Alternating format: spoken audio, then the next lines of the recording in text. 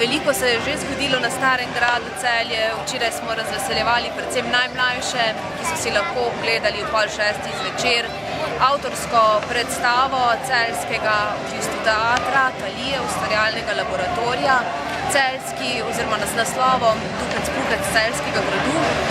Lahko povemo, da že včeraj, čeprav na grad ni vozil avtobus, je bilo tukaj dogajanje zares pestro, simpatično, prišli so ne samo otroci, ampak tudi starši, babice in detke.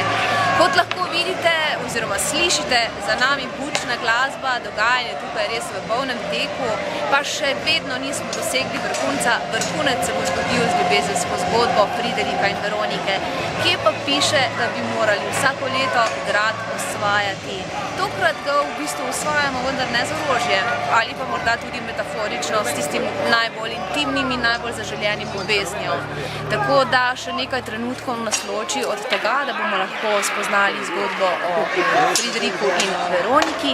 Do takrat vas še pa vedno vabijo delavnice ustvarjalne, lahko si v bistvu malce pogledate konje, kajti z nami je prava, čisto prava konjenica, potem streljanje z lokom vabi. Letos imamo tudi izjemno lepo, poglejte si fotografije na celje.info, bodo sigurno objavljene, čudovitega igrala za otroke, pravcatega srednjeveškega, v bistvu nekakšnega vrtiljaka, res je lep in otroci so nad njim navdušeni, tako da še vedno bo nekako tudi ta veličasten ognjemet, pa plesalo se bo, govorilo in zabavalo, lahko bi rekli, do poznih večernih ur.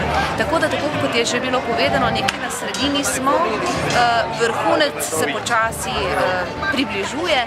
Če se želite zaljubiti, ste morda zaljubljeni, ste tik nad tem, da se boste, potem nikakor ne smete zamuditi ljubezenske zgodbe med Veroniko in Friderikom na Starem gradu Celje.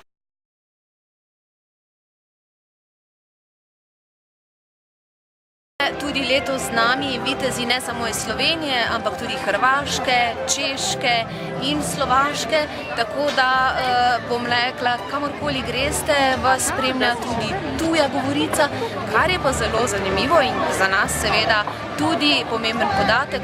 Celje bo čez nekaj dni odprlo vrata Eurobasketu.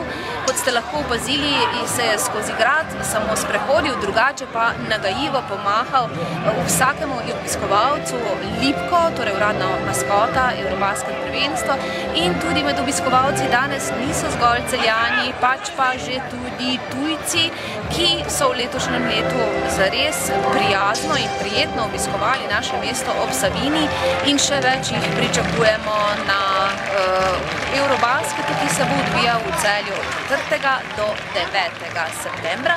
In naj ob tem še povem, ljudno vabljeni na uradno navijaško zabavo v uradni navijaški coni na Krekovem trgu vsak dan od 4. do 9. od 11. do 23. ure. Na današnji prireditvi nastopa več kot 100 kostumiranih animatorjev, ki, kot sva že prej povedala, prihajajo iz različnih delov Evrope na Stari grad Celje.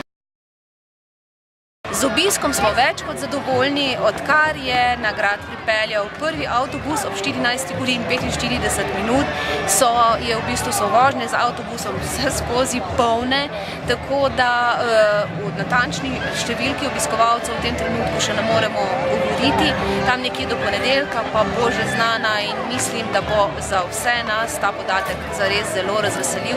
Treba je pa vedeti, da danes sije sonce, da je prekrasen konec poletja, poletnih prireditev v mestu ob Savinji in seveda tudi dejansko tega poletnega vzdušja nasploh.